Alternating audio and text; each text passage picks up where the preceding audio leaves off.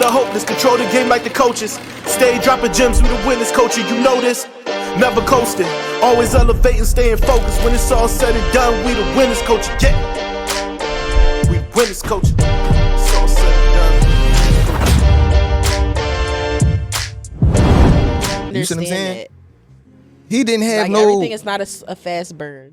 You didn't let it. I mean, nothing was cooking. That's what I realized. Nothing is cooking here. Like, damn. Don't want that vibe. I don't know what you was looking for from Chris Brown. Yeah. But hey. I was looking for.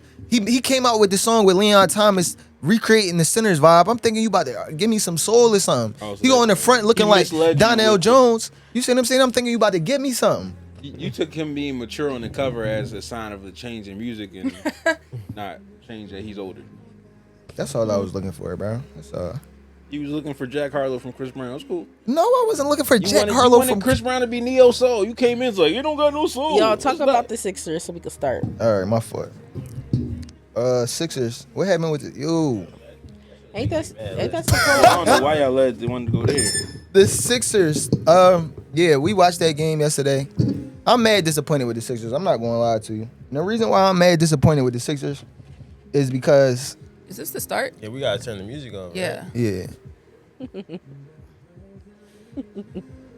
He just wanted. He's Chris trying to play Brown the extra played in the Chris background. Brown. Like It's so it's not going to change our opinions. Like this Bro, what he why was. you keep speaking for other people? Because this is what he was doing all yesterday. He tried to play. He tried to subtly play the Meek underneath. Okay, let's go. Right. I was playing Meek and it worked. Please.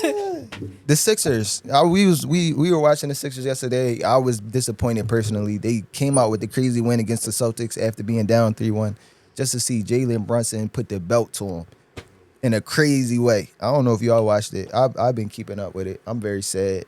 You know, they did the double alley oop, the VJ Edgecombe. I thought we was going somewhere. Downhill from there. Paul George, 15 points in the first quarter. Downhill from there. You know what I'm saying? Like the team got to get blown up. We got to do something different. You think they gotta blow up the team? They got to. I'm sorry. Joel They need to sell Embiid. the I team. had 10 years of watching great moments from Joel Embiid, and I'm really He's appreciative. been on the team for 10 years. Probably The longer process than that. been for a while. It's been a while, and I've really enjoyed watching the 7'3", 270-pound big man do incredible things. Unfortunately, his time is up. You got to. It's time to switch it up. You know, it's time to give it to the young guys. You know, we can't get over the hump. We never been to the Eastern Conference Finals in the whole time that Joel Embiid been on the team. This is very unfortunate. He's a very good player, but you know, did y'all watch? Yeah, I watch. Some things do make me a little upset. I think I don't like some of the flopping. Like that's what gets on my nerves. Yeah, Like, they should was be waiting overly for. They was looking playing the for game like they was contact, waiting for the looking too call. much contact, Yeah. and it just wasn't happening. I mean, the game was physical from the beginning since the last game, so that's how they referee in the game. You got to just play through it. So I don't know. That was kind of cooking me. I feel like Maxey wanted to do more, but they was blitzing him every time he came out off the pick. They was double teaming it, so it really wasn't much that he could do. And then that's the other, $70 million people got to step up. But You mean Paul George was hooping in the first quarter, but it was sad to see. The deflated the whole. We had a little, basically a party. It was a little get together. Everybody feeling the vibes. Then we just watching Brunson cooking, cooking, slowly deflating. The vibe deflating till we realize it's over. But I don't blame none of the players. It's all coaching and ownership. You needed Jared McCain. You needed a bench. Joel Embiid said it at the midway point. You need to go grab somebody. We needed some energy off this team. Your bench is literally getting demolished every time they switch. Like every time, think they thought they had it. Can't give Maxey a rest, VJ a rest. Paul George is an older statesman now. He needs a rest. Like you see the same thing happen with LA and LeBron and them. Like if you can't rest your starters in the playoffs, you won't get clipped. Yeah. All right, look. Listen, we might as well get started, man. Let's get into it. Welcome to another episode of Who's Hiring, cultural commentary for the creatively employed. It's just JJ. We have with us, as always, Diamond A. Durant. We have Jay Duce, Amani is Faith, Riz. I'm glad to have everybody in the building today. I'm glad everybody, whoever's tuned in, I hope you having positivity in your life right now. I hope you seeing the grass is greener. I hope you seeing the sun shining. You feel what I'm saying? Because it could be dark. You know what I'm saying? They made the whole South red. That's a different thing. But it's like, you got to find the light. You got to find the light. You see what I'm saying? So let's check in. How's everybody feeling? How's everybody doing? today on this day. And I'm gonna say the people who I know got crazy stories for last. So matter of fact, Jay, you go first. I love how you preference that. I don't have no crazy. You know what? I'm giving you exactly what you asked for on the last one. I said I was He going said, to go from first. now on, I didn't need your permission to go first. Like, what you mean? I'm gonna go first anyway. Hey y'all. He said from now on, I go first. I'm not going last again. Hey y'all. It's Jay Duce. It's been a chill week. We've been chilling over here at the Prolific Studios, planning, plotting for the next what's going on. What else will happen this week, honestly, right? I don't even know. It's been a long life, man. Hey, two kids. It's been a long life, man. 2 kids. That's all I got for y'all. Hey Jay, I appreciate you going first, good brother. No, I had a chill week Very too, much though. That's a I good don't week, remember what bro. happened this week. I had a chill week too. It was. Oh, wait. I'm sorry. I got to go back. My bad. Run it back. Shout out to my young boys. They had their science fair on Thursday. They did amazing. Shout out to Mel. He was hosting. Shout out Eli. They did Shout have out a science Hyde. fair. Shout out Sue. Shout out everybody participated. They had a great job. That's where I was at on Thursday. It was good to see them in their element. It's good to see the development from to watching them grow as men and not be playful. Like, with other little kids in there, and they was making sure everyone was on their job. So shout out to them. That's what I did this week. Right. Thorough. Shout out to the kids. I love that.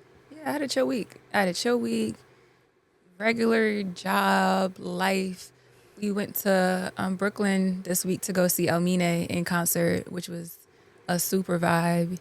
He's a performer that sounds just as good, maybe even better than the studio That sounds fun. live, which was the reason I'm not a big concert person anymore. I used to be huge, but now I'm at an age where I'm like, I actually don't want to be standing for hours surrounded by other people packed in tight. So if I do choose to do that for somebody, it got to be somebody that it's either because you're an incredible performer or because you're an incredible live vocalist. And he was an incredible live vocalist. That was probably the highlight of the week, was going to do that, watching the Sixers lose 3 times in a row. No, the New York fan came out the end watching us lose 3 times in a row. Damn, I say, I are felt you that. Knicks or Sixers right now? So I'm Sixers right now. Okay. That's just what it is. I was describing to somebody last night that the type of sports fan I am is very much determined by who the people I love. That's the level of sports fan that I rise to, right? Like, I'm not going to put sports on unless someone I love puts sports on. But if it's on, that's the right type I'm of loyalty. invested fully. But that's it. That's where it goes. So if y'all win this Ride or series die. and y'all move on, you're not watching no more. Done. Yeah, You 'cause with us. Don't matter. Yeah. You hear that? Knicks, Mets, all y'all. You hear that? But then I might go home to Don't matter. New You got the York. people. I'm about to go through it because I'm gonna be home on Mother's Day, and then I'll be home with my mom, with my brother, and it's gonna be a rivalry. But that's fun. Like, that makes it fun now. It's Yeah. 2 different opposing forces in the room. It's not that deep to me. It's really what it comes down to. Like, when it's on, I'm in it. I'm rooting for whom I'm rooting for, but I'm not bleeding nothing. Okay. You know what I mean? Yeah. Diamond, what type of week did we have? I had a long, interesting week. She I gonna started keep it the week interesting off every sick. time. No, I really did. I started off with me being very, very sick and in the house, day in, day out, doing nothing, and then it turned into a random, a good week. I've been out catching up on work. Today and yesterday were the first day I feel like I've been back out the house after being sick for a while. And then before that, I was traveling. I was in Dallas visiting my brother. So Didn't combine any cruise ships, did you? no cruise ships. Lord Right, mercy. gotta make sure. But I was excited to be back out yesterday. I just went to Washington Park, sat there, enjoyed the weather a little bit. So I'm kind of still recovering a little bit. You'll hear me cough for sure. But overall, I'm happy. I had a great week. It turned from bad being sick to great. I'm happy. I forgot all about that too. I'm sitting all close and all that. Oh my He texted me at gosh. 6 a.m. talking about I'm going through it. I said, I thought I was gonna have to go to the Yeah. hospital and all that. She ignored my advice though. She don't even know I was a kinesiology major. I be knowing about stuff. Oh gosh. You see what I'm saying? I was down bad. She totally 9 times out of 10 she gonna ignore my advice. I don't know. We gotta get that ratio to change. You see what I'm saying? How was your week, JJ? How was my week? My week was cool. So for y'all that don't know, I'm making the official announcement now. I'm doing a rebrand of myself as a cinematographer. Period. JJ Kugler. That's not gonna be the official name. It might be Jimmy the Fourth. because I'm the fourth of my name and things of the sort. Look at you. And so I made my first short film. That was like cool. I did some other cool things, some different projects I was working on. Like I really decided to take a cinematic approach, and I was liking how they was coming out just on a visual thing, like not just on my thing, but things I had to do for other people. I did some different things when I was making them, and I'm like, dang, I like this a little bit. So I started getting, and then they took me all the way to the place. Shout out to my man Dylan. It was me and him out there coming up with these ideas. It was really just off the top too. Like I had a concept of an idea, but we made a furtherance of that idea. And so I'm about to rebrand myself as a cinematographer. Do people announce their rebrands like this? Like, do you say I'm about to rebrand? I'm about to rebrand. This is gonna be my fourth rebrand Nothing wrong with of it. my adult life. I had different phases, so you can look out for that soon. I wish. Never mind. We're made to be Right. It's okay. Some things can get a rebrand that's supposed to drop, but it's cool. Go ahead. I don't know what he talking about, honestly. I was trying to follow. TWC, man. TWC. Go ahead. All right, Riz. Up to you. Yeah, He was with Jalen Hurts. That's why he had to go Oh, my last. You goodness. see what I'm saying? Yeah, no, it was cool. That was Graduation. He got a lot to Right, talk you about. got a That lot. did happen. You I'm trying to did condense graduate. it. I wish we did. gotta get some sounds on the board. Yeah, We gotta. horns. Do-do-do-do. We got another degree. Y'all seen a person in the comments that said, "Who are these people talking? We need some people with degrees to be on the mic." Not, and they have no clue. Yeah. They have no clue. So give them some knowledge. Yeah, technically that's my fourth degree. So even though he said we don't have one, but yeah.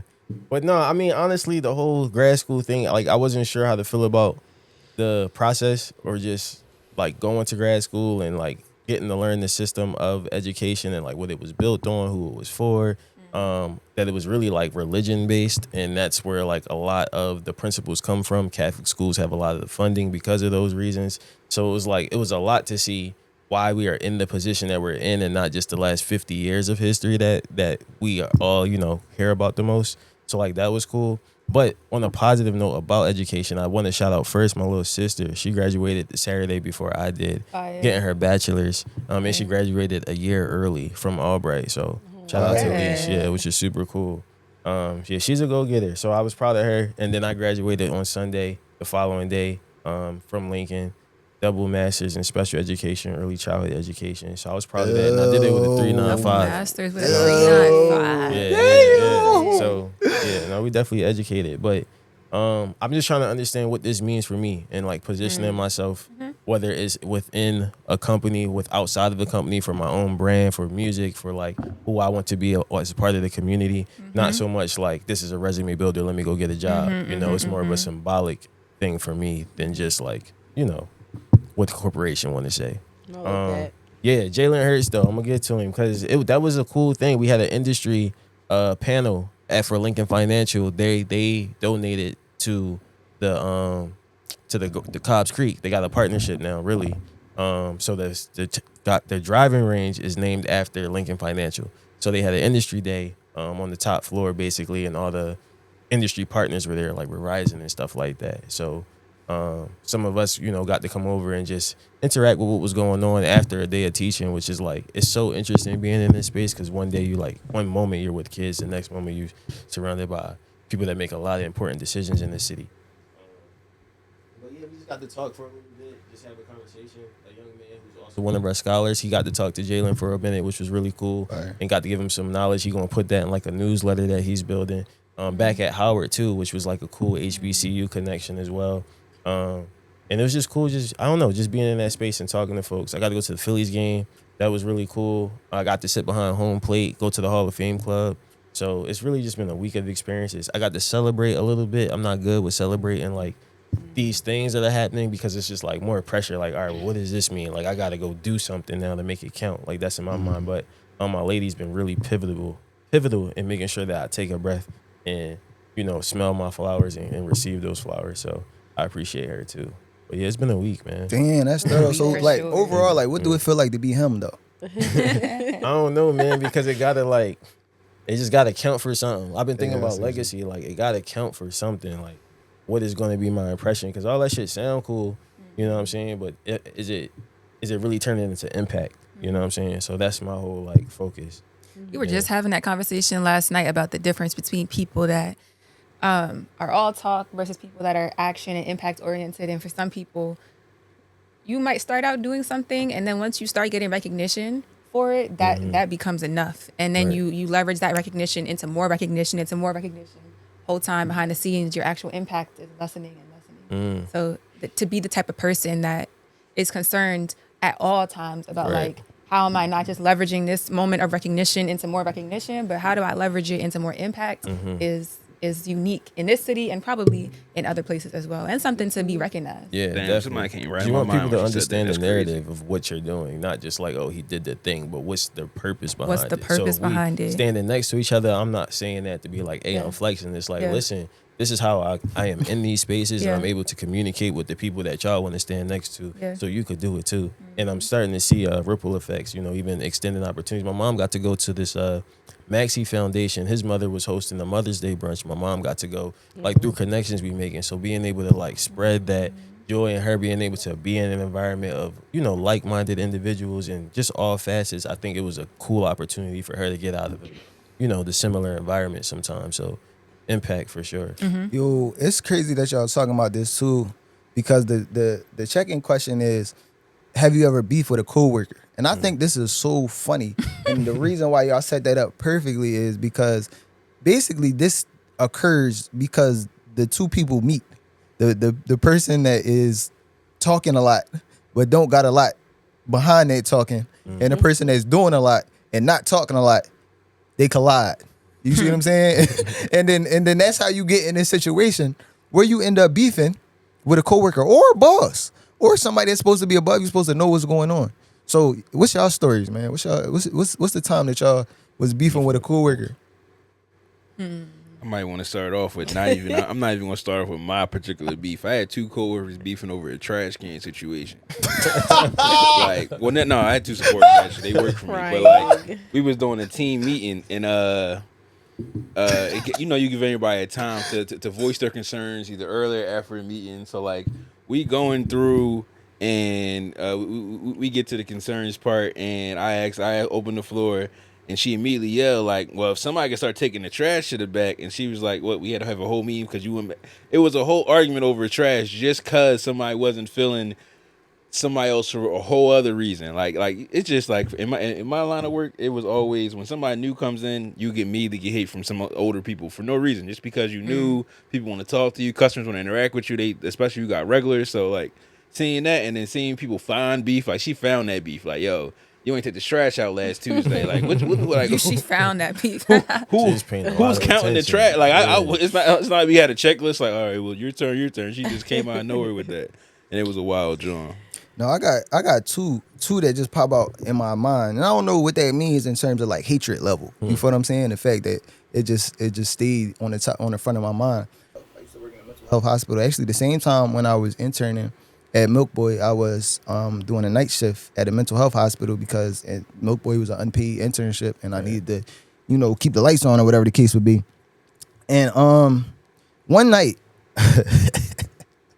so the way that my unit was basically on the night shift was I had to look after some, I would guess say young adults. It could be between 13 to 21. Who were having mental health issues at the time. And so you could only imagine some of the things that I seen on the unit. So, but I used to be good at my job. Like I used to make sure my unit was cool. You know, I make sure everything was what it was supposed to be.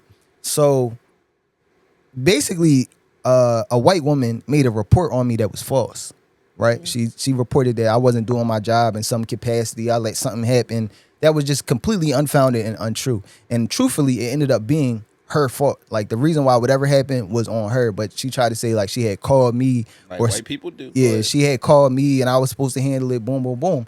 So at this time, I was hot. Like I used to be a different type of person, way more confrontational, right? So I went and had to go talk to the white woman on her unit. I called somebody to come cover mine, and I went to go talk to her on hers. And I'm like, I forgot her name at this point, but I went and spoke to her. I'm like, hey, did you say X, Y, and Z about me? And she like, oh no, I didn't say that. So I'm like, why did such and such tell me this? And now I got to go to the office and explain myself, and they talking about this and that. She's like, oh, you got to go to the office. They tried to like write me up or whatever, try to, I don't know, suspend me, try to do some extra stuff. They try to do some extra stuff to me. So I'm like, yeah, I had to straighten the situation out. They said it stemmed from you though. She like, no, it wasn't me. I would never do that. And I said, you understand this is racism, right? Like, you understand this is you using your white woman tears and your white woman privilege to try to undermine a black man. Why she start crying immediately? Immediately, she started crying. She said, "Oh my God, I would never do that." She said, "I would never do that." She said what she said. She said, "I love black men." I said, she said, matter of fact, my man right now is a black man. Oh, not my man right now. I said, now in this moment. I said, what do that have to do with me, and why you just tried to tell them people on me? She said, I left my family. They from Pittsburgh. I left my family because they racist. And I moved here in an apartment by myself because I love black men. She said, matter of fact, let me show you this on my phone. Why she go to Facebook and she put up a picture of a white person and a black person holding her hands up to her profile picture. Oh man! Literally had nothing to do. She was prepared. It was a white person and a black person. It was just the hands though. It's just the hands holding like this. That was JJ's last day at work. She reported that next. Yeah, that's he terrible. just came and confronted me. I said, "What, yo? Is this your proof that you're not racist?" Yes. And she said, "Yes. I promise I would never do." just I said, came "Can and you go confronted over me." there and get it straight?" She said, "I will. I'll give you my next check too." I said, "Look, Oh, okay. I ain't going to turn it down." You know what I'm saying? He said reparations. I said, look, No, okay. for real. I said, look, Like, I ain't going to turn. All I need you to do is go talk to them people. But listen, you see what I'm saying? Dang. That's I love how shook we have white people. That's my two beef stories. No, yeah, no. I thought it too as well. The first one is like whatever. Mine is similar to yours, where it was actually at tech too, where I had to. Somebody like said, like another teacher said I did something that I absolutely did not do, and I had to go and check her, and it was the same exact situation where tears, crying. No, I didn't say that. I didn't know about this. You didn't know about this? No, I didn't know think I about told you about this. What class was this? You know who it Spanish? is? Yeah. That's just the vibe. No, for real. And like, it wasn't even a big, deep story, but essentially what happened was I took an edible from a student in class who like had it out and was breaking it off and giving it to people. Oh, and like, yeah, I knew it was an that had to edible be because it was done. like a Rice Krispie treat, but it was like wrapped in plastic. Like, it wasn't like wrapped in like the normal right. wrapper. So they were breaking it off. You said giving you it ain't to make these people. at home. Right. Yeah. And like, y'all know from being at tech, like the system of like writing somebody up and like calling the fire phone, it used to be so much. So essentially I took the edible from the student, and then at the end of the class I gave it back. My fault in hindsight, but I essentially gave it back to them like, yo, put it away. Just don't be giving it out, breaking it off to people like in public. Somehow, some way, like the student that I gave the edible back to had beef with other girls in the classroom, and they went and told another teacher that I gave her edible back, but also that somehow, like, you know how kid rumors spread, somehow, some way that me and the student are gardening together, right? Like, just some dumb rumor that was going around, like, oh, like, me and the student are gardening together. I gave her edible back, Right. like, something dumb. So the students were telling me that it came from this teacher. Like, all the students are like, yo, she said this. Like, she's telling this. So I'm like, what? Because, like, that's so crazy to think about. Like, That's but at the stupid. time I was like 23. So I wasn't even thinking about none of that. I just went straight to her classroom. I think I asked somebody, could they watch my classroom for me? And I went straight to her classroom and knocked on the door. And when she saw me at the door, it was like she saw a ghost. Like, literally, she was like, huh?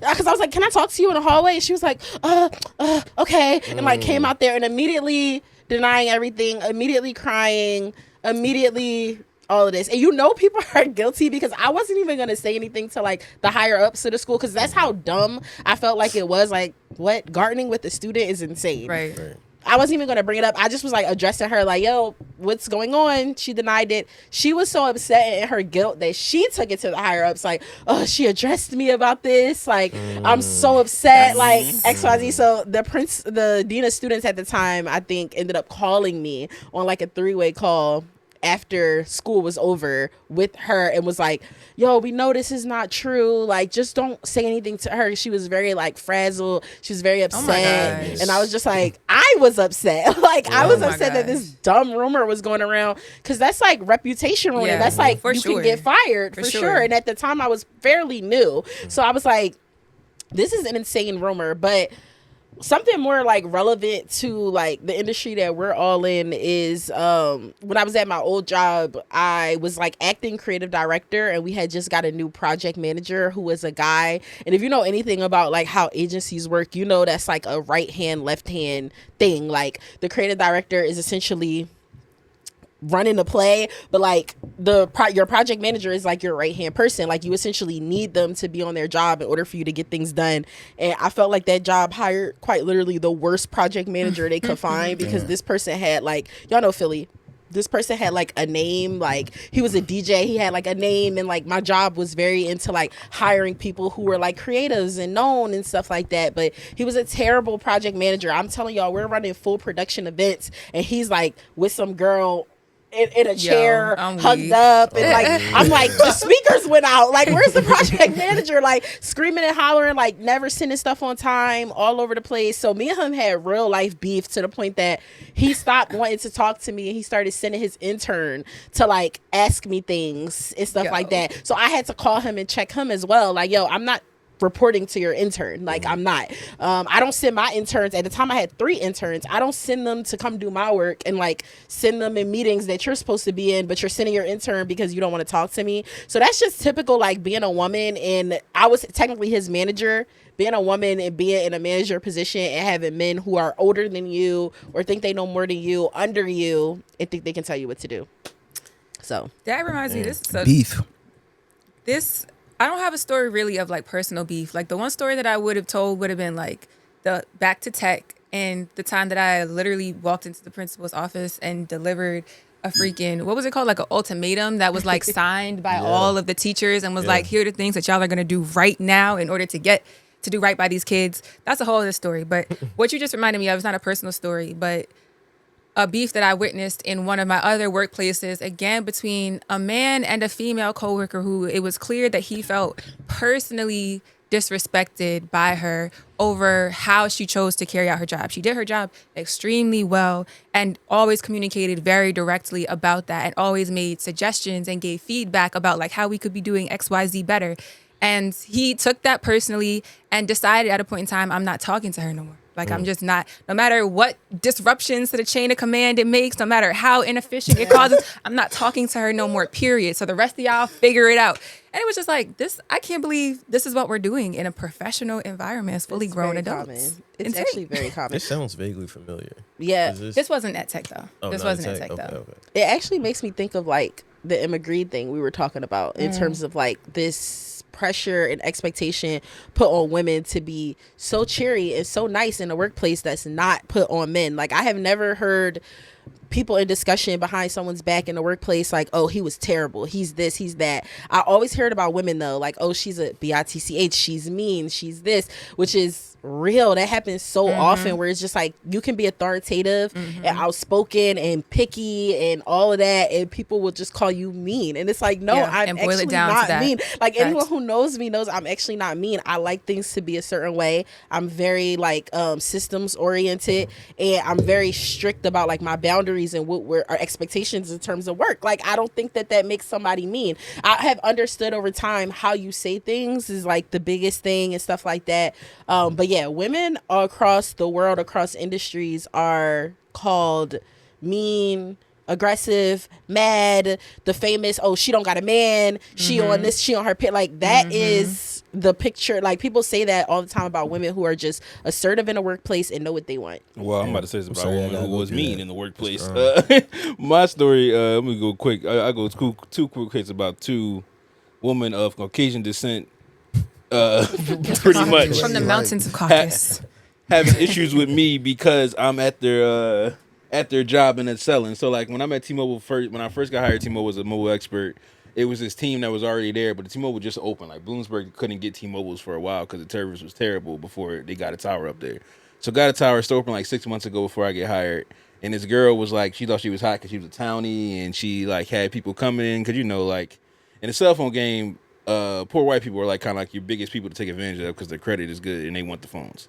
It's just a fact. It's just the fact. Like it'd be the situation. So you where, saying you used to take advantage of people as a manager? Hell yeah, this was a mobile expert. Yeah. This was a mobile expert. Sales is taken advantage of, man. I'm sorry, that's the nature of sales. Like you come in, you just need one phone, and I need to sell you 4. That's my job. And that's not just in the cell phone industry. I would argue that's true in every industry. Sales is about manipulation, taking advantage of people, but it's just easier to see in some industries than others. Exactly. So like she was hating. So like I'm like a rising star. Just like Jay talked about his, like people hate that. So like I'm killing it at T-Mobile, but I'm killing it, and I learned from like being in college like how to make sure you celebrate yourself the right way. So I'm killing it, but I'm talking mess in the group chat. They got the hires recognizing me, and it's getting me fast track for a manager job.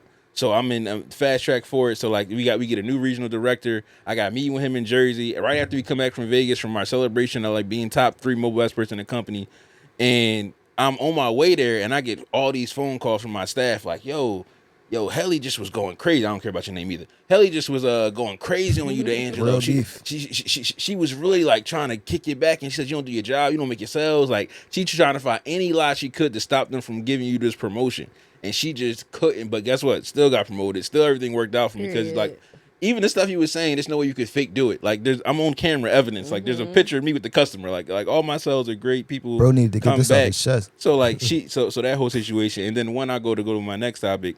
It was at just early quick in my work I was working at Sherwin-Williams. It was this white lady, and she was identified as a lesbian, and she came into the store as the manager from like a whole nother like part of like this was in Bloom too, whole nother part of like Pennsylvania. She came from like East Stroudsburg.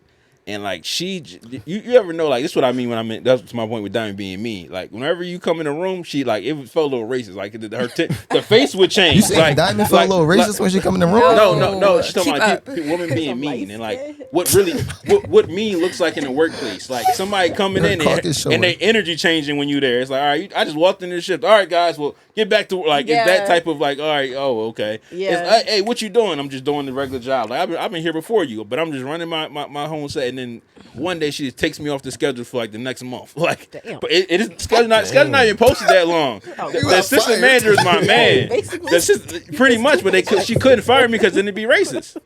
But I had already had 2 other jobs, so I was cool. I was working at Ruby Tuesdays and I think Dollar Store at the time. So like I already had 2 other jobs, so I'm like, all right, man. That was just running its course, but like she just was so like that was such a short situation. Like she got there 3 weeks later, I don't got no more on the schedule. And it just was like, I'm not going to make it race because the assistant manager was like half, he was a townie, but he was half black.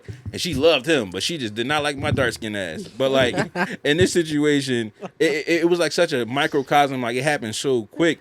And like getting on to work, I want to talk about the micro nature of current society today. Like how quickly we lose kind of recipes and things going on. Like we spoke about. Did Riz do his beef? I didn't do my beef. My bad. I didn't do my beef. It was in the microcosm. No, but I mean that makes sense though, because honestly, I don't really beef with people at work. I don't think I've really had those type of interactions. Now, I felt tension of maybe people not liking me or something like that, but I don't be knowing like what's that about. I do feel like sometimes relationships just take time in my nature too. Like I'm not a hater, so I'm not talking about anybody behind their back. But in the workplace, I know that's natural. People just be gossiping about people. And people will say things about other people while you're standing there. And it's like, do they want you to jump in? Do you not jump in? I know I'm not. I don't got nothing to say. Some shit do be like, if somebody drawing, that's different. Like, you know what I'm saying? But you just gossiping. Like, I'm probably going to dip off because I don't really want to, like, sit around while y'all just talking about people. But I've had experiences where I could tell in the beginning, for whatever reason, somebody don't really like me. We don't vibe. We don't talk much. That's cool. I'm doing my job. You do your job. But maybe like over time, certain conversations happen or interactions happen. It's like, oh, you cool. I'm cool. We cool. So, you know, but that pretense before that happens and the tension and how you go about it, I mean, I just kind of, again, just stay on my path and mind my business. But I do feel like that's something people get caught up in. And then it's like, I feel like, and then they address it. They don't address it too early or don't know how to go about it, or you making something up. So that is just something to navigate. Be mindful of just, don't jump too soon. Just wait and see what the actual actions are, you know. Do y'all watch the show Beef?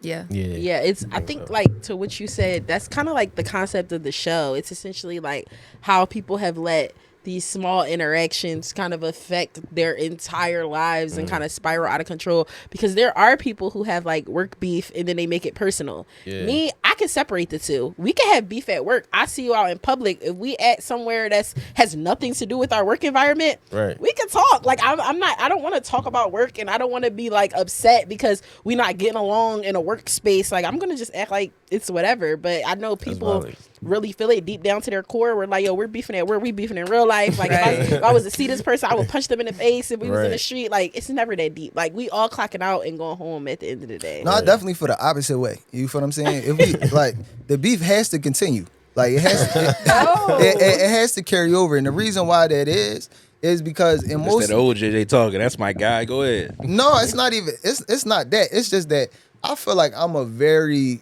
communicative. I can communicate type person. You feel what I'm saying? So it's like whatever the beef would have been, we could have resolved. You feel what I'm? So if we didn't resolve it, it's because it's beef. You see what I'm saying? It's because there's an underlying issue. Okay, I wouldn't say beef. I say tension rather. Like what I'm talking about is more so tension. Like if you've ever had a situation where, like, for example, you and your coworker, like me and my old boss, we would have tension a lot. Like there would be times like we are two very different people, and I still work with her to this day, but we are two very, very different people. We would have tension a lot, but like if there was a team happy hour and we're sitting at the bar, I'm gonna bust it up. That's what I don't mean like if you literally have beef with somebody where it's established, oh, we don't like each other. Yeah, I can understand. Oh, even outside of the workplace, I don't want to talk to you. I'm talking more so like, all right, we have some awkward tension to what Riz was talking about. Relationships need time. I'm gonna at least try to extend it because I know some people are just like that at work. Like that's why I love and am encouraging. If I ever was at a point where I was running like a company with multiple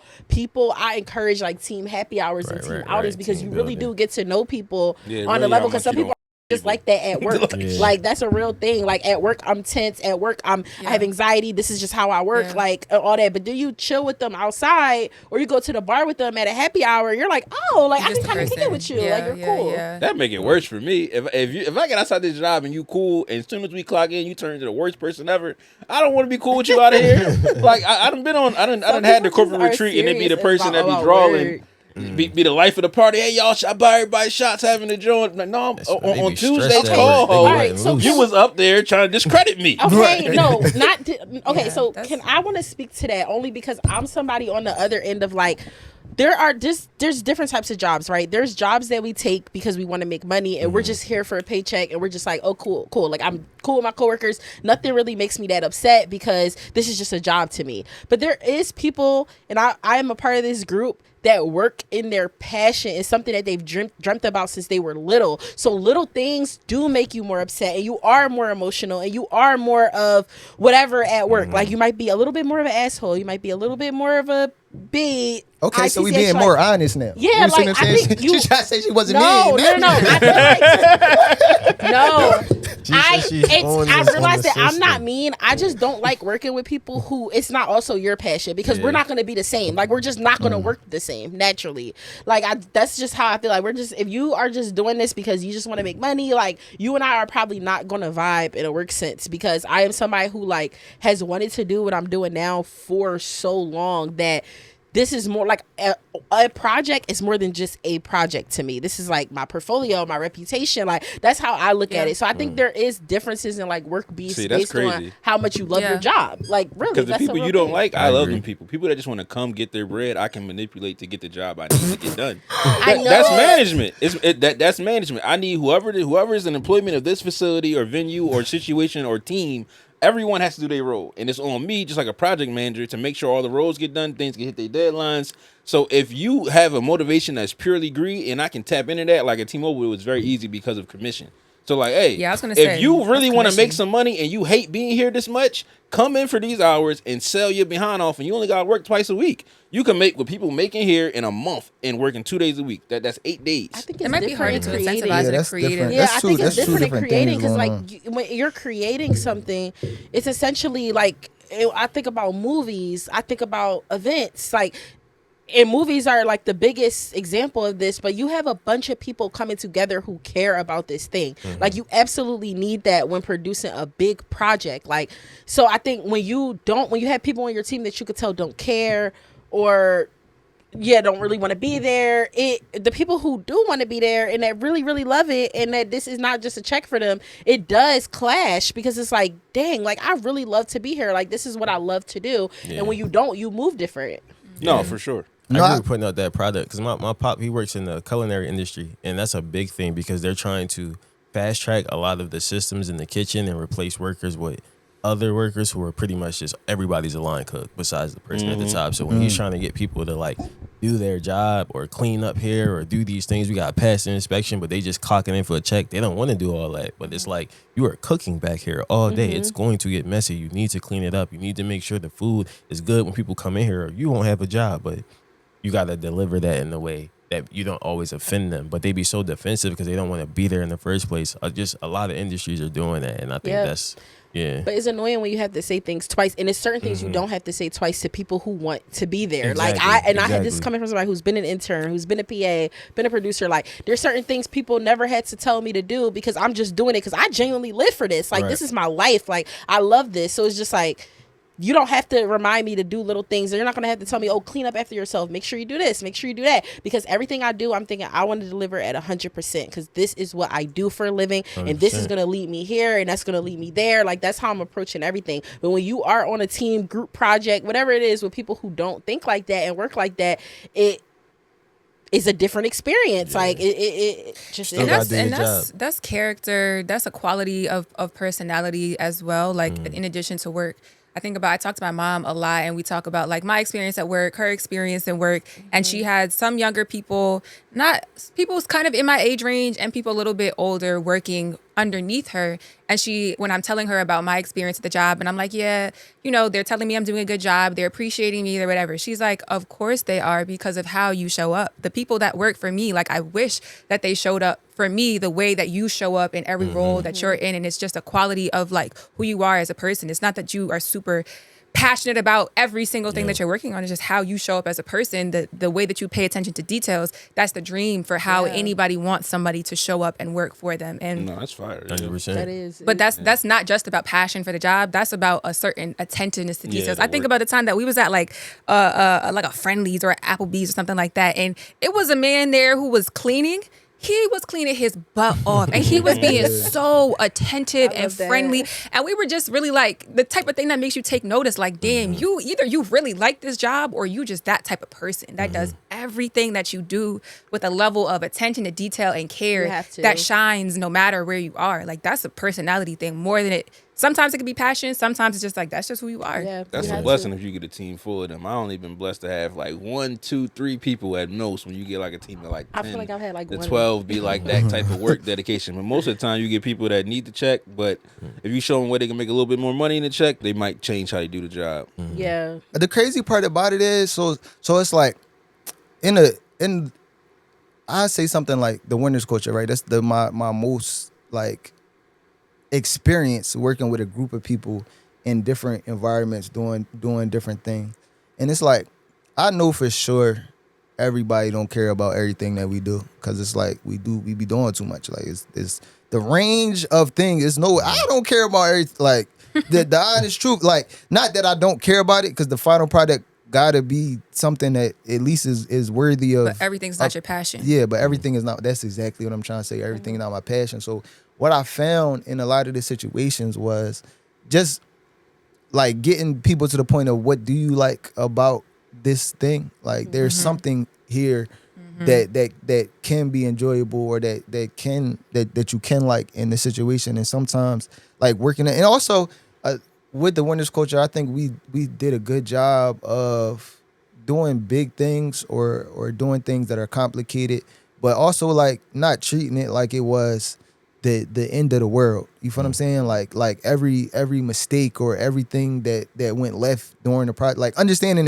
that mistakes happen, understanding that things happen, understanding that like when we get to the end, when we get to the finish line, it's going to be what it need to be at the finish line, and we're going to do that cooperatively. Like, we're going to make sure that even if this person is failing, or even and I think that created a little bit of different, a little less tension than what it feels like when it's like, it gotta be this way, it gotta do this, it gotta be this, like, and then because then I think that type of pressure, because like Diamond was saying, like people be having anxiety in the workplace, people be feeling certain different type of ways, like people don't like being talked to a certain, and then the more people that you get, the more times it's going to be like, I don't like how this person was talking to me, or I don't like the way that this person said this, and it's like I'm looking at the situation and was like, honestly, this is not that deep for real. Like, and it don't got it. Like, if we decide to make this thing this deep, we're gonna get derailed from getting to the point that we could get to if we decided, like, all right, what if we don't make this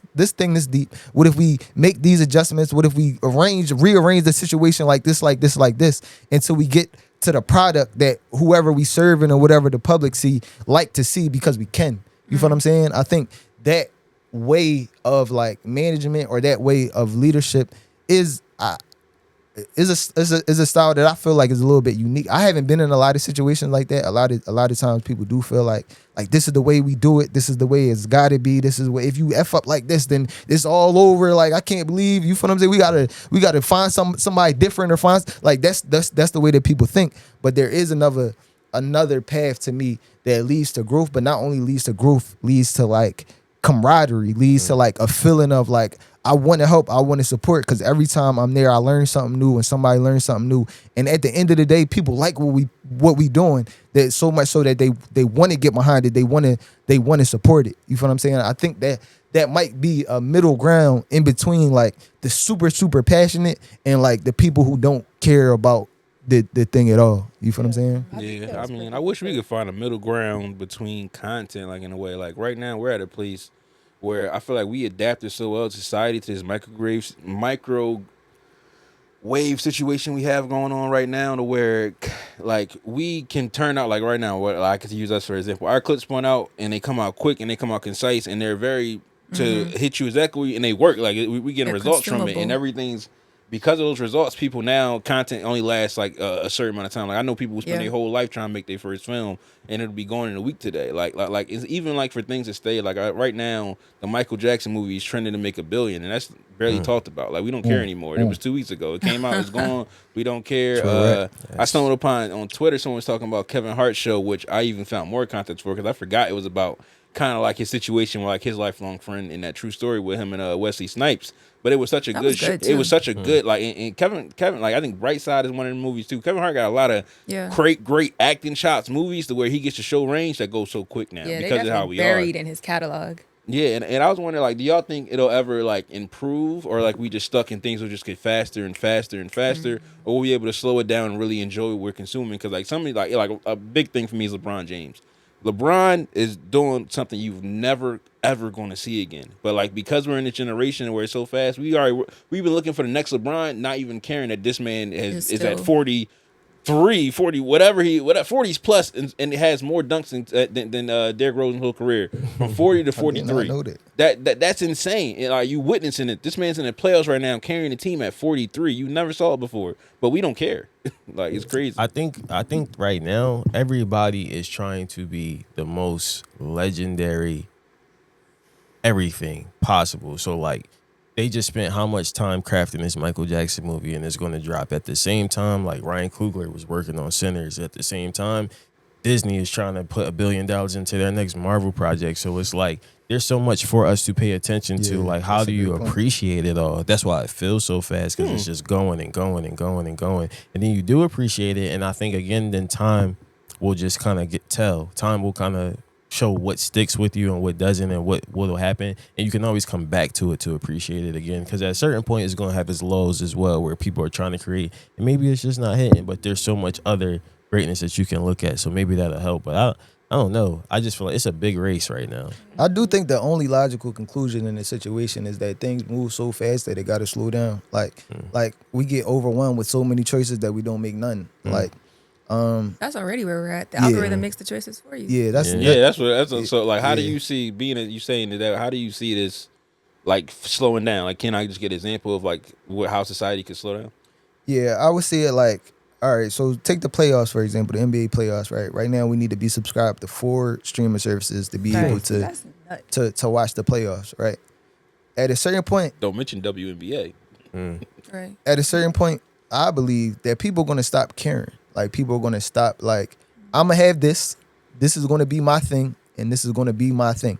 Because I was almost at that point. Like, I had to really want to watch the thing bad enough to say, what is the all four streaming? Because before that, I canceled my Fubo account because I got the Fubo account so I could watch all the games. Right. I realized all the games wasn't there, canceled the account. I was about to just chalk it. Like, it just is what it is. So that's what I mean. I mean, like, when the choices get too drastic and they get too much, I think eventually you end up, and I think the same thing even like Hinge is the big thing on the threads, like right now, talking about I just deleted my Hinge. It's just everybody telling these stories about why they just deleted they Hinge profile. And ultimately it looks like the same thing to me. Like, you get overwhelmed by the options, or the options that are presented to you don't like, so you just give up. Like, you just say, or like whatever obstacle is presented to you in this new wave. Like, we was just talking about like trying to find a new apartment or whatever. Like, it's a million Johns out here, whatever. But whatever hurdles that they making it to make it difficult for you to get it, I'm cool. Yeah. You feel what I'm saying? I think it's like, interesting It that changes the society. Yeah.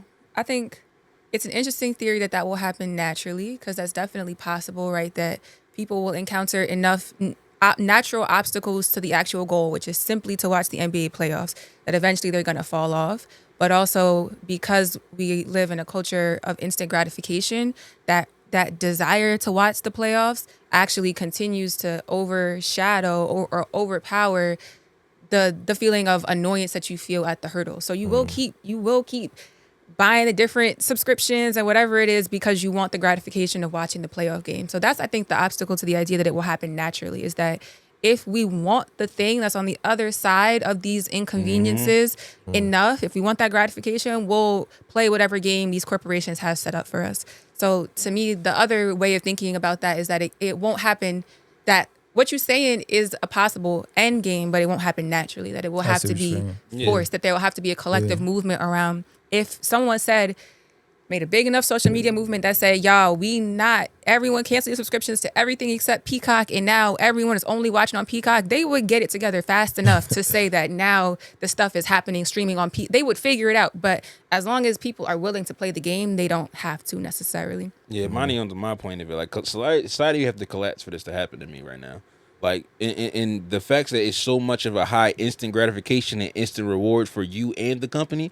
Like, right now, you gotta think people will have been like, I watched somebody do a sellout, new company just start sold out immediately, and that was such a heat in microcosm, but it was already on to his next order. Like, it didn't matter anymore. Like, to the situation of having to like combat AI and studios, like to Riz's point, he said like, it was people trying to put out their best work in that situation. But it's funny because like, it's so many like less movies that hit the actual big screen today. Like, when we was younger, movies used to hit every weekend, something new, and it was things still had life, but today that don't happen. They making less movies to the big screen, and then you get your streaming services because they are their own natural progression of things. But like the issue is you run out of subscribers now. So like, Netflix had hit the point to where they gotta go theatrical because like, there ain't no more money we can make with people in their account. So them having to go to be in the theater is how you get back to things slowing down. Like, the money slowing up is like, that's what I'm saying. So like money would have to stop, and that will make people change. how many people you think only shop on Amazon though?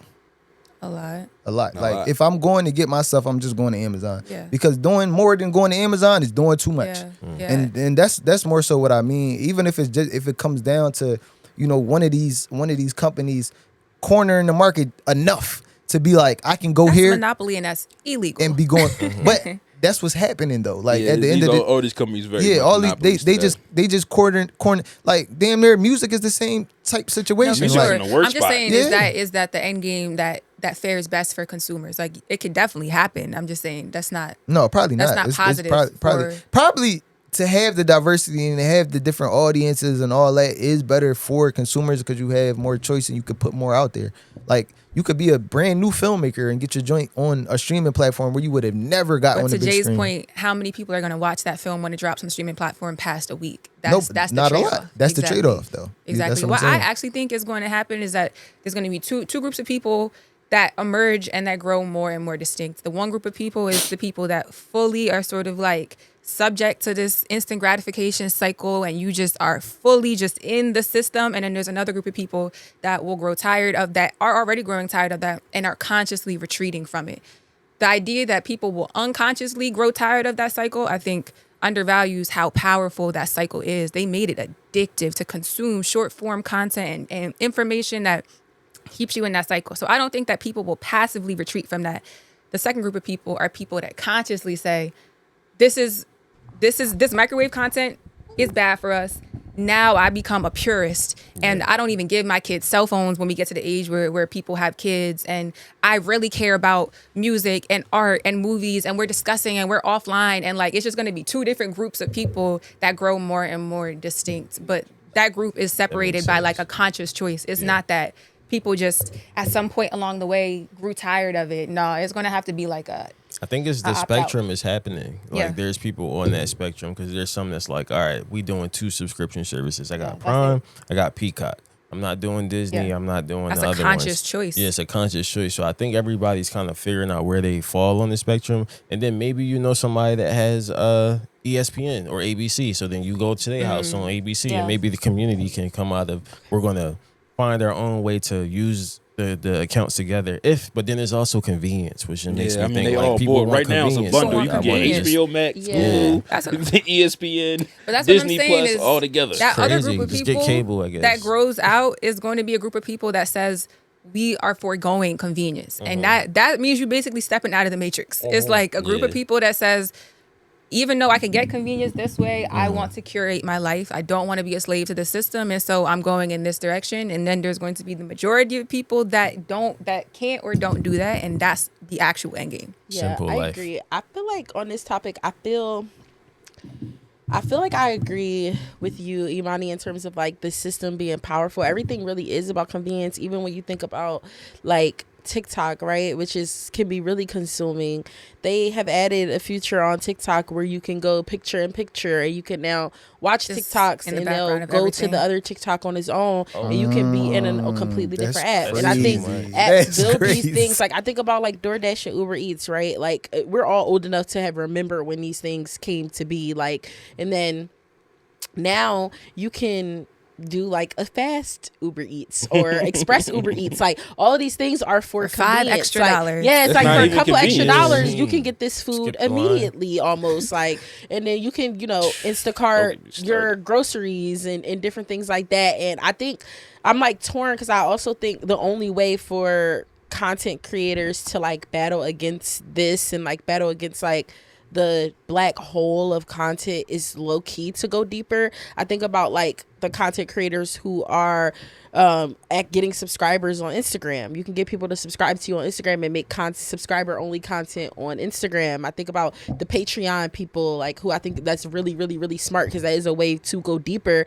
and you're making people come find you and look for your content versus like, oh, I think too many people are Passively, concerned with like, oh, I want to pop up on somebody's feed that you don't even know. You don't know this person. You don't know what they want. You don't know what type of content they like, but we just want to go viral. We want to be on somebody's feed versus like making content for the people who really love your content already and going deeper. There's content creators who, a part of their daily routine is getting on live.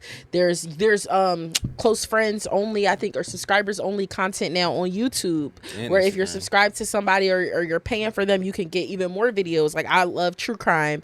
There's true crime people that I like watch on YouTube where the video of like the case might be 45 seconds long, but then they have other videos attached to it that are subscriber only content where it's like, if you want to see the full interrogation, you have to subscribe. Like, I think making it to where people are going deeper into your content is really important. But ultimately, kind of on a different note, I think what sets creators apart is right now, especially with everything being redundant, content going out so fast, is going to be perspective and taste. I think taste is like the biggest thing, which brings me to this question that I saw on Threads this week, was like, can taste be taught? Like, is this something that is just within you? Can you learn it? Can you understand like, oh, this is what works, this is what people like, this is what I'm gonna do, this is gonna be my quote unquote aesthetic? How do y'all feel about that? Do y'all feel like Can we taste is something define that can be taste? taught? Yeah. How do you define taste? To me, I feel like taste is like what makes you, like what makes you individually you, but also it's like the conversation around like creators versus influencers, right? Like creators create things that they want to be sold. Like they want people to consume this, whatever it is. You're creating something which is much different from an artist, right? Because artists, usually the term artist means like you're making something without the idea of like, how much money is this going to make? Like you're just making it because this is the art that's within you. You're expressing yourself, versus creators are intentionally making things with the idea of like this will be purchased, whether it's content or whatever the case may be. Like I want this to be purchased. And then they say like influencers are people who can make people buy something. It's like I can convert people from like I like this thing to I actually want to buy this thing. And I think taste is like what lives the through line between all of those three things, which is like you can make something that you like and that is individually you, and but also people love it too. Like on the external part, people are looking at this like this is cool, this is dope. I'm influenced by this, I'm moved by this, something like that. So yeah, it's kind of a long definition, but in my mind, that's what I feel like taste is. So it's like something that comes uniquely from you, but that also is recognized by other people as having value, as being cool in some way. Yeah. My first encounter with taste, right, for real, was watching Project Runway, because the comment of death, the critique of death is, I think this is a taste issue. Like it could be construction, it could be the detailing, it could be all that, but all of that is your technique and you can fix that. But if it's a taste issue, baby, we got to wrap it up, because if you have a lowbrow taste, then there's nothing that we can really do with that. If you looked at this with your two eyes and thought that this was good, and I looked at it with my two eyes and thought never in a million years, then that's a taste issue. Which is interesting, because in that context, a lot of times it also read to me like, a lot of times the things that were in bad taste were either things that were outdated. So you think that this fashion that was cool in 2003 is still cool in 2026. That's bad taste. Or it read to me like low class. Like this is like hood fabulous. That will be a lot of it, actually. It's like, this is hood fabulous. And if you think this is like glamour fabulous, then that's a taste issue. So taste always read to me in that context as like something to do with like class and your ability to understand what is popular in the dominant society, like what people outside of your specific low class context is gonna like. So taste always had like a semblance of class onto it from me, from that context. I think taste can be taught. The reason why I think taste can be taught is because like I was saying earlier, I worked in the studio for a long time, and being in the studio was probably the first time that I understood what the freak was going on. Like the depths of what was going on. Like I got a chance to listen to like Music Soul Child records from conception. So like his first recordings to like what the final record was, and it was a lot of steps in between. I got this chance to hear the same thing from like Jasmine Sullivan records. So seeing the unpolished version to the polished version, or seeing the early drafts to the final drafts. So in seeing that, I think it started to shape my perception about what is going on here. And I'll never forget one of the core lessons that I'm always gonna keep with me from Milk Boy is that I said I had like the Roots song, one of the songs from the Roots, and I said I want to be able to make this one day. And Justin, who was my like mentor in the whole space, was like, well, you know, this is where you are and this is where you try and get to. And like you wanting to make this thing, you don't have the skill level to make this thing at this point. No matter how hard you try, like you just don't have the experience to be able to make this thing. So what our job is to try to help you close that gap. And that to me is like, if you are able to make that Roots record, like not only do you have good taste, but you have the ability to do it. And sometimes I think there's a gap just because like you could like whatever you could like, but it's only a certain type of person that can bring that into the world. And there's only a certain type of person that could even conceptualize something like that to me. Like now I could conceptualize something that is very, even when it came to the little short film that I just made. I hope y'all liked it. But what went into what that looked like? No, they in the comments can't wait to see what you're talking about. Yeah, but what went into what that looked like was like a long time of studying. Like I ain't know nothing about cinematography to that level to be able to call, like to be able to ask, you know, to frame some of those shots. But now when I learn something, I learn, okay, like this will go good together because I've seen enough examples of it. You see what I'm saying? Before I would have said something different, and I think that would have been reflected as a low level visual perception. You see what I'm saying? I think things take a certain amount of technical skill, like Right. regardless of what it is, whether it's fashion, whether it's editing, whether it's like making a song or whatever. You have to be able to know what you're doing for it to be at a certain taste level. Then that's what kind of changes. Like, okay, it has a baseline, but then, go ahead. But then I think that originality that you sprinkle over it can either dilute the taste, because sometimes some things overpower it. Like maybe you don't have the best camera, but you know what you're doing with this camera because you have the personality, the taste to make this fit your aesthetic. That boom, the eye, now it works. Versus like, I need the best camera to make this certain vision come to life. Yeah, because taste and technical skill are different to me. And the Project Runway context still stands out in my mind, but I'm also thinking about music now, right?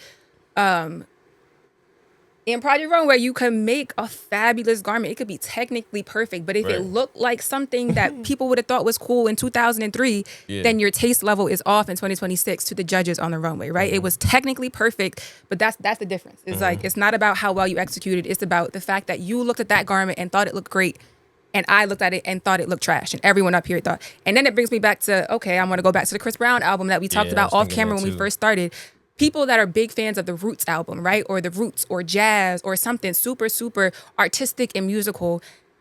Do you think that they would think that Chris Brown fans in 2026 have good taste? No. Even though you could say that the album is technically sound, but does Chris Brown's music reflect good taste to someone who is a big fan of the Roots, a big fan of jazz music, a big fan of Robert Glasper? That to me, and I'm not even really trying to insert my opinion. I'm just saying that to me is where taste becomes really a subjective matter, and it becomes, taste is a word that I think people that sit in whatever upper echelon of whatever industry that we're talking about control. They set what taste is. That's what I always felt in Project Runway was like, why do you get to say that this hood fabulous whatever isn't good taste? It's subjective, but all of y'all agree up here, and you're talking about something that has to do with class. You're talking about something that has to do with exposure to a certain way that things look, and you're defining what taste is. So I agree with that. I feel like taste, like I disagree, because I feel like taste is timeless, and I think like the part of having good taste is you adapt, right? Like I think of I think about style, where I think of like, and I mean I'm sure Black women think this all over, but like I think my mom and my grandma had the best style I've ever seen on Black women growing up. Like, and not only was it when I was younger and I used to watch them go out or get dressed, and I'm like, dang, they're so fly. Today, like my mom gets dressed and I'm like, yo, she's so fly. Like I think it is the ability, like when that's why I do think taste can't be taught, because I do think it's something that you just it's just naturally in you. Like it's just something that's within you, where it's like, this is who I am, and like now, like that's the reason why I love clothes so much, because like watching my mom and my grandma get dressed and get fly, I'm like, yo, they really have a taste level that has exceeded time. Like you knew how to dress when I was in. I had the mom that when my mom used to pull up, like boys in my high school used to be like, I need that. Like I need that, because like she can dress. Like the lady, she's fly. So I feel like that's what it is. But I think it also takes, like what we're talking about is different versus like, you can be, for me, right? I'm not a music producer. When I'm listening to music, can I tell when something is nicely produced? Yes. Can I be like, oh, this is good music? Yes. But I'm not a music producer. I can't repeat and make it because I'm missing the skill set. Right. I feel like same thing with movies. Right. Like I love movies to death. And while I work in production, I can sit down and be like, I love that movie. Do I know exactly how they shot it? Do I have the skill set to actually make that movie? No. But I feel like as somebody who has good taste in movies and good taste in music, but doesn't like work in either of those fields, those are just two things that I have good taste in. Versus like when you're working in a field, I think what we're talking about is like your taste level of like creativity of working in your specific field, because I do think that is different.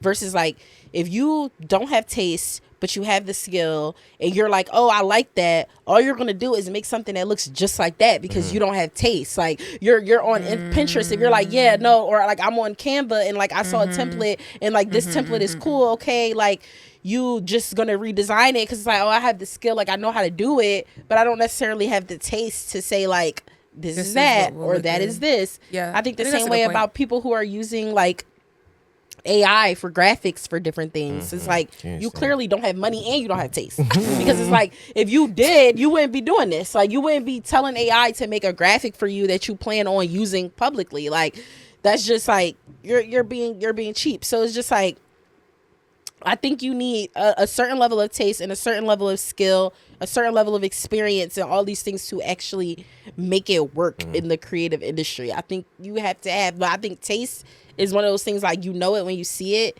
And as much as people might think they have taste or like, oh, I'm doing this at third, you can tell when something, like you said, feels outdated, when something feels like, oh, this is not professionally done, like.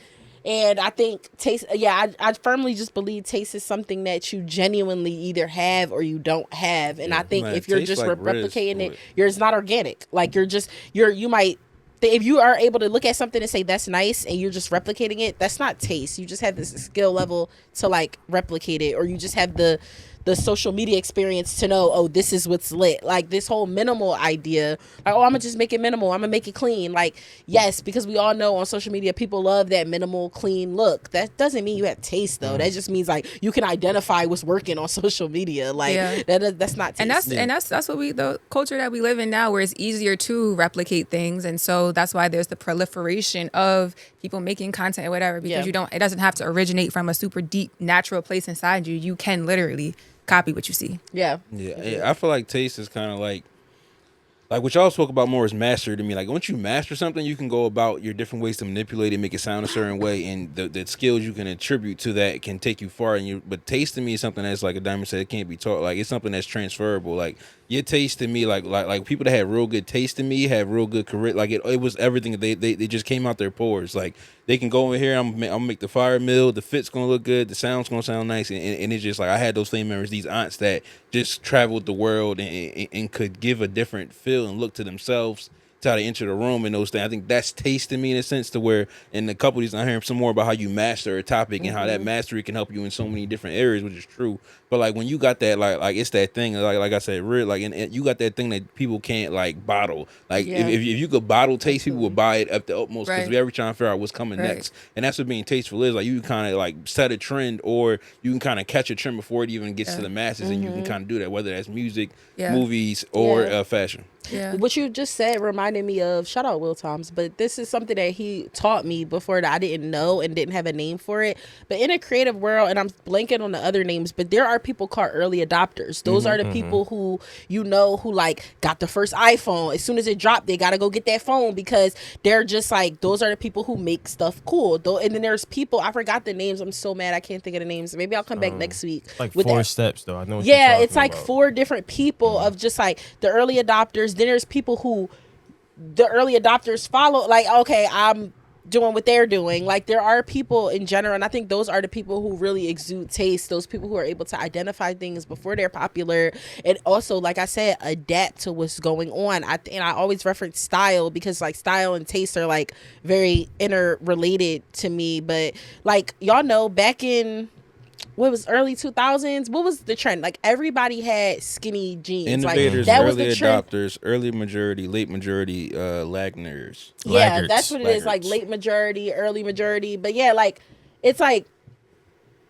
when you think about like the idea of like skinny jeans, right? Like skinny jeans were these things that was like super popular, and skinny jeans are still popular now. But like back then, there was a point where like there were songs about skinny jeans. Like everybody, women had them, men had them, and now if you see more late in the past like 4, maybe 5 or 6 years, the baggy jeans has become a thing, and people are able to like adapt to that, and that might not be a thing in a couple years like now, but like that was a thing in the 90s where men was wearing super baggy jeans. Like the baggier your jeans, the more swag you had. Women were wearing baggy jeans, the TLC wave and all of that. And it's like the idea of like being able to adapt to those different things and call things out early and spot trends, I think is like, okay, this is taste. I think now I understand, like after hearing all this, I think I understand a little bit better. Like I've had the privilege of being around some things that kind of pop early. That like doing something like even what we doing now, right? We doing what we doing now before a lot of really the Philly caught on in general. You know what I'm saying? Like just the network idea, that those type of things. I think why it felt like taste could be taught to me was because what I realized is if you can understand what people like, if you can understand what makes people move, like if you're a DJ and you can understand what makes people move, if you were a rapper and you can understand what moves people just in general, then you have and then you also have the agency to be able to say, well, I can put my twist on it like this.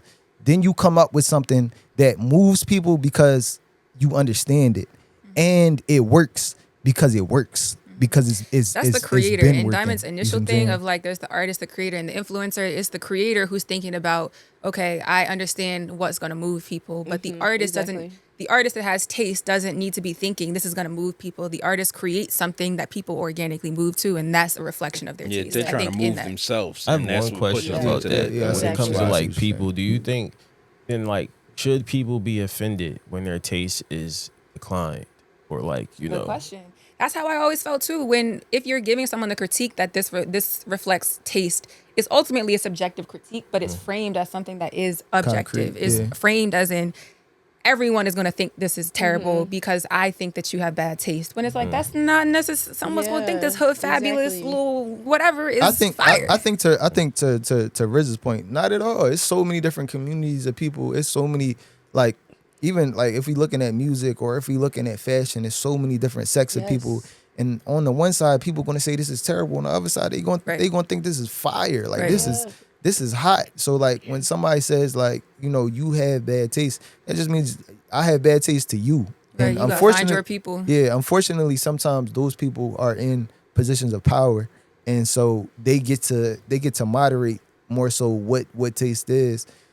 It just means you got to find your people, or it just means that like once you get the proof of your thing as well, it's like I have my audience. Like with a lot of labels now, they make you find your audience first. Like they're not going to be the taste makers or taste adjusters. They're going to make you, find your people, and then they'll amplify it from that point on. But of course, I do think there is a level of assness. You see what I'm saying? I don't want to like, and that's another reason why I felt like how I felt too, because there is a certain level where you're just not good yet, and because you're not good yet, you can't make something good yet. And sometimes people are good and they just take the cheap route. Like that's the thing. Sometimes you are good and you just take the cheap route where it's like, dang, I saw the idea and I saw the vision, but like, especially, we talk about it all the time when you're just building, sometimes you really might just be like, yo, I'm gonna get my bro who like is a graphic designer to like make this for me real quick, make this graphic for me real quick. And I think you see that all the time. But I think what you just said, JJ, is real. And that's like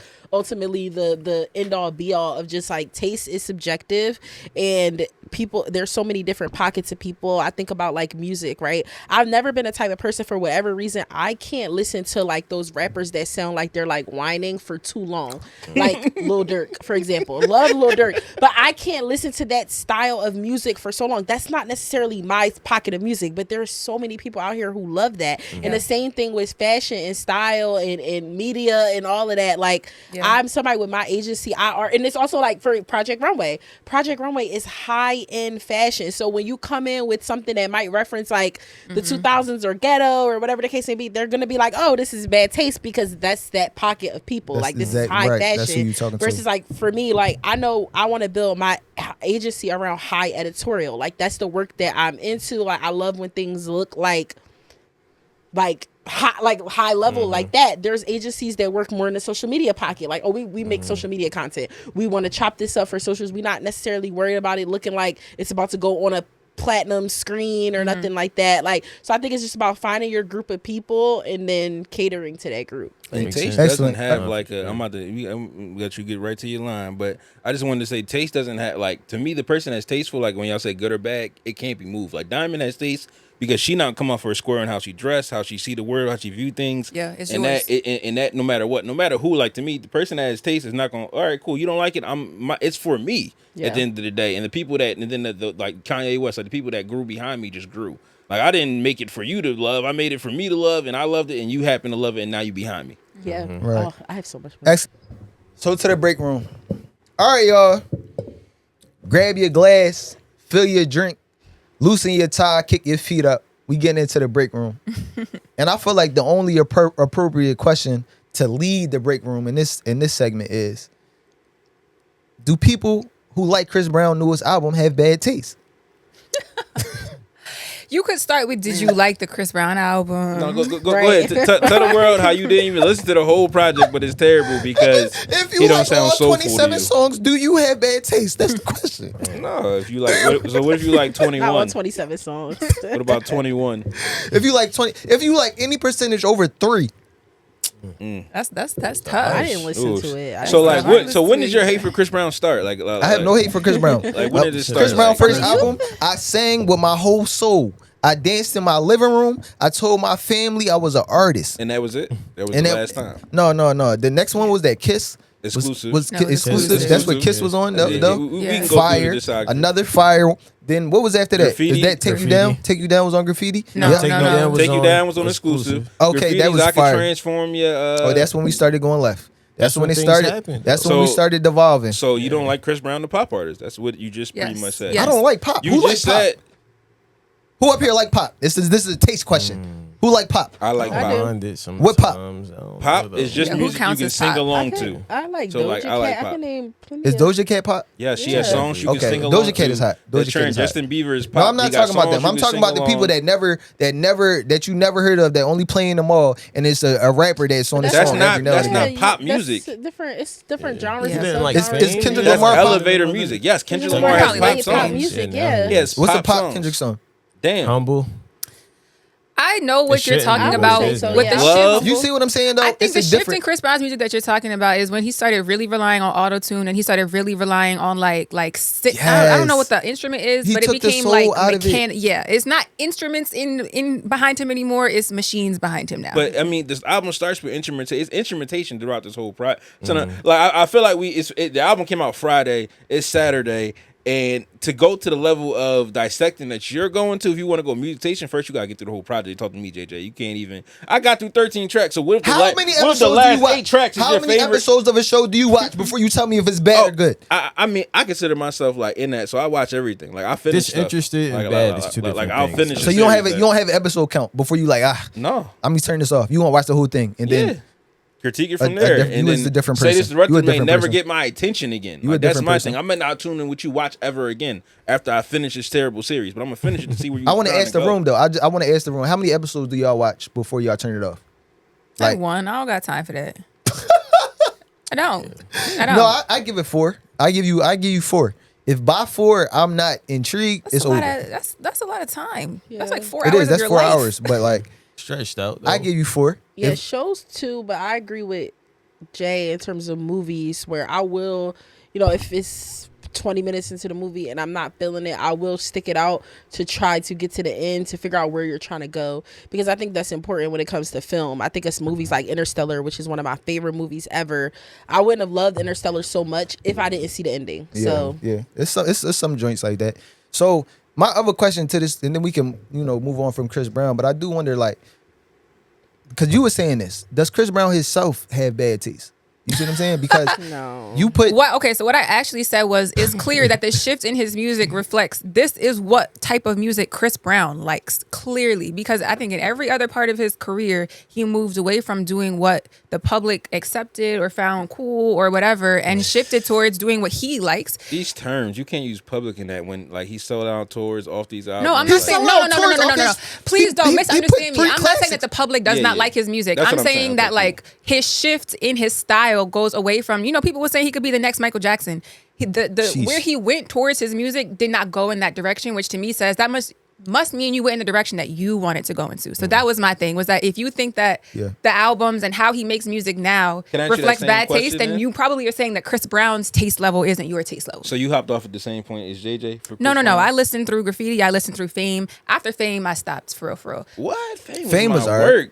I said Fame- after Fame- Fame. Fame I had love Justin Fame. Bieber You got record, Future, like he got Fortune. some things. Yeah, on. Fame And was as a Fame was dancer, bad. I The love Chris Brown mixtapes? making No, I dance started music, going but left. I don't listen to. Definitely I left. don't. But that's me. Yeah, I think I Yeah. just don't like artists who I feel like have a recipe and they just repeat that Right, recipe right. and are doing the same kind of song. And for the last over like and over 5 again. As albums, much that as is I- what Right. he's done. I love. This might sound contradicting to not last episode, but maybe the episode before that when we were talking about Meek and Wale. But I feel the same way about Meek a little bit, where a lot of times he does take this recipe for what he feels like works, and then he generates a song. So that's why a lot of people, you'll hear a lot of people, especially people not from Philly, will say, oh, Meek sounds like every song sounds the same. That's why. And I think the same way about, a lot of people say this the same about Megan Thee Stallion. People say now, like, oh, her music sounds alike, because it is certain artists, and I think Chris Brown definitely falls in that group of artists who are essentially duplicating the recipe for whatever hit song they had, and then you could tell that they're trying to get something to stick. And I feel like when you hear that, I literally just said it in the last segment about like Lil Durk and like the Rod Waves. Those are the reasons why I cannot listen to that kind of music, because when I hear it, my brother is a diehard Rod Wave fan, and like if I'm in the car with him, he's listening to the album in full, and I don't know when the first song ended, when the next song began, because it all just sounds like the same thing to me. And that's why I be excited about Chris Brown, because I always be thinking about the opportunity that he, like I said, he on the cover looking like Donnell Jones. He came out with the joint with Leon Thomas with the Sinners vibe. I thought he taking it back. The album start with 30 seconds of instrumental music. I thought we was on a different page. Then he got right back to what he be doing. So it's like, do you like the Leon Thomas record? Yeah, I like that. I like that record. Okay, so I think I can. So let's say your usual album you like is probably like 13 tracks, about 60 minutes of music. I think I can take songs from this and make a smaller playlist album that you would love. You just ain't consuming like his new way of doing the music business, because like a lot of what people like, I think the quantity thing that people have an issue, because like people just see the amount and already don't even feel like they're gonna listen to the music. So like, in his approach to tackling the new streaming era and having a way to go about his career trajectory, like, because Chris Brown already sold his first part of his catalog off. So and I think that stops at like X. So from there to now, he done already put out another 150 songs. So now I got another 500 million ready to go to sell. That got charting tops. That got at least one song for 3 dancers. Got songs for 2 you really think like a masters back? That's crazy. Though. I think he bought them back. He bought his masters back. He just don't got the rights to the first 2 albums because the label really put that together. But everything after exclusive, he bought those back. But I get the point that you're making as far as I'm saying when he got it back, he hasn't done Justin Bieber. I think recently, like in like the last year or 2, he might did one of Justin Bieber catalog sales. That's what I'm saying. Like those $400 million moves. I think he did one of them. Somebody should double check for me. Yeah. But in that, his approach to the streaming game is my quantity offset some of the things where you might see where he keeps his numbers to a certain point to sustain, because right now only numbers that matter are first week, because we in this microwave time. So like if your first week numbers ain't popping, it don't matter. So I think his approach is just different. I just want more from Chris Brown, being what the talent is, being that we have the ability. Like we've seen artists grow and change over time. You don't want and more I think from Drake. I think that's a no. rebrand, I do want though. Drake got smashed in public. I want more from Drake, of course. Feel different. And you know Drake. What Drake got a new album coming out? Are we excited for Drake new album? I don't think I'm May 15th. That's next Ice week. Man. The Ice is coming. Y'all project from Drake. You like the rollout? Did you like the rollout? Like what he was doing with all the ice, he put all the ice in. I feel like it was fake, especially when that streamer grabbed it and went to his house. I was like, okay, this is fake. I did like the concept. I always love experiential. I like when people take whatever they're doing online and then make it real, turn it like into something real. Like I love that. That's like my favorite. But I do think it's what you said, Riz. It's all really about a rebrand. Like I always say this, but my favorite rebrand, something I don't think is talked about enough, is not even rebrand, but my favorite like resurgence that I don't think it's talked about enough is Bryson Tiller. Like I always bring that up because I swear when that song came out, the whatever she want, whatever she want, the song was already out. I did not know it was Bryson Tiller for the longest until I listened to it on the radio and somebody was like, yeah, turn on that new Bryson Tiller. I said, this is Bryson Tiller? I thought it was someone else. So the fact that he came, like, I don't know how much of a hiatus that was, but then he popped out with like record of the year, but also that didn't even sound like him. Like, I'm used to the dome. Ain't no hiatus. It wasn't a hiatus. Ain't no hiatus, but like, he did take like a 2-year, 3-year break. Like making any music. No, he was putting music out as his rap alias. He's a rapper too. So Bryson What's raps. his rap alias? Oh, I didn't know he had a rap. So he put out a project that 2 projects ago that was half rap, half soul, trap, whatever you want to call it. Well, he did it with the whatever she want, because I was like, okay, Yeah. this is how you come back out, like, and let people know that you're here. Somebody else who's really good at that is the baby.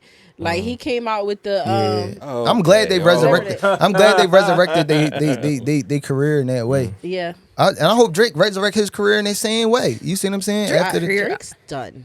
You think he's done? so? You think he's done? I just don't. I think, like, okay, for example, like, there has been such a long time since a Drake album came out that we were all genuinely moved by. I really, and honestly, like, y'all can eat me up, but the last one that I remember having like that impact was like Certified Lover Boy.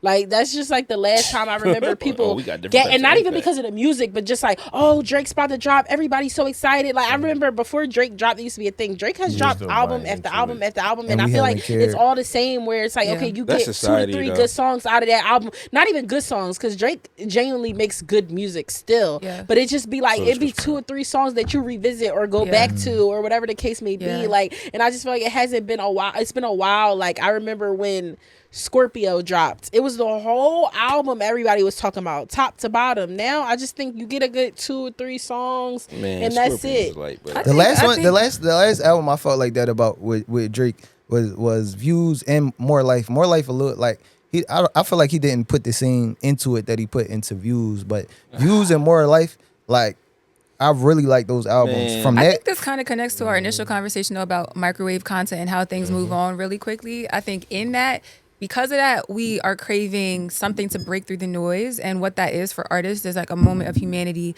a moment of vulnerability, a moment of storytelling. Like, it gotta feel real. And once it starts, it gotta feel real. No, but the moment then translates into something that sticks. If you don't create that moment, then it doesn't matter what you create. It's definitely not gonna stick. Like Baby Keem's most recent album that he put out, the reason why it has sticking power, even though he could have easily just created a microwave moment, is because he breaks that vulnerability, that humanity, so that, like, even though the project is not going to necessarily be legendary and live on for forever, it did something for Baby Keem. People will remember it in his catalog. But all the past, Chris Brown's past 6 albums, Drake's past 6 albums didn't do that for them. Heartbreak on a Full Moon. Is there any features y'all want to see on the Drake album? Like, anybody you want to see him collaborate with?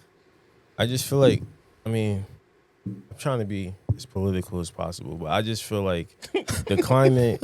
I love artists, man. Yeah, because I feel like the climate of music, it in general, for something to really break through, it has to be something that feels like we're speaking to what's really kind of happening in the world. Like, it's cool to make love music. People making love for sure, but like once they done making love, it's right back to something else that's going on. You know what I'm saying? We got oil crisis going on. We got wars pending. We got people still trying to make a living. We got gas prices rising. Now, you don't got to say all that in your music, but it's just like, I just feel like nothing's really picking through because we've seen this already. And it's like, you have to dig deeper or really rebrand as a person for people to feel something connected to you, because now we didn't connect it to that. So we gonna go out and go to the people are gonna go to the Chris Brown and Usher concert and have a good time, but then after that, like, they're gonna remember it, but then it's like the moment just passes because it's right back to reality. What's gonna speak to reality right now? No, I think that's completely true, and I think the same thing about when I think about Chris Brown. Like, Chris Brown album, like, I felt like you telling your life, like, whether he wrote that, but it felt like this is where you are in life, and it felt like to me, I'm younger like that too. It's like, yo, that's what I feel. And then it's like with Drake, the progression don't feel like it's happening, and so now we revert into the club. Revert into and it's not nowhere like we all be in the club sometimes, but we don't be in the club 12 tracks. Nah. You see what I'm saying? Like, that's the not kids though. He keep marketing back to the youth, and that's where they live in that. But you are getting older, so you still playing these games of dating younger women and talking about your experiences with that. We can't relate to that no more. Like, now you marketing to them, but who's coming to the concerts? And now you play this stuff from 2010 that maybe the kids don't know. Then you play stuff from 2026 that maybe we don't know. I don't know. You like stretching your fan base. You got to pick something so that way, like you said, you go deeper. We don't just keep trying to expand. Yeah, that's a great point. On the same topic of like maturing in the music and all that. Who brought up the point about Latto retiring? Oh, me. What happened with that? Oh, I just saw a post. Y'all know I don't be on Instagram, but I told myself I would give myself like 4 days on there. And then I saw, as soon as I opened the app, I saw a post from Spiritual Word saying that Latto It's just funny because they call it spiritual word. I followed them be because I thought I was doing going to get a Christian inspirational message. No, they do. Hold- Don't do hold- that. Don't do them. hold- Don't do them. hold They ti- definitely be posting his Bible scriptures all the time. Don't do that. Don't do that. Just because your mind only remembers the gossip. Because Do they go together though? Do the gospel and the gossip go together? I think been so. to church? Listen, I was about to say what I know about the Christian church. Yes. From what I You know, ever about, seen Greenleaf? The show? I did actually see Greenleaf. Yeah, there you go. But yeah, Latto said that after this album that she has coming up, I forget the date that it comes out, May 29th. May 29th, that she's done with music. They also referenced a old interview of her from 2023 where she was just basically telling the interviewer, I think it was Charlemagne if I'm not mistaken, but she was essentially saying that she's tired. Like, she's tired of what fame brings. Like, a lot of people, you know, the same things a lot of artists say, like, people look at it like glitz and glam, but it's a lot. And she was like, I'm really just ready to be done with this and be a wife and a mom.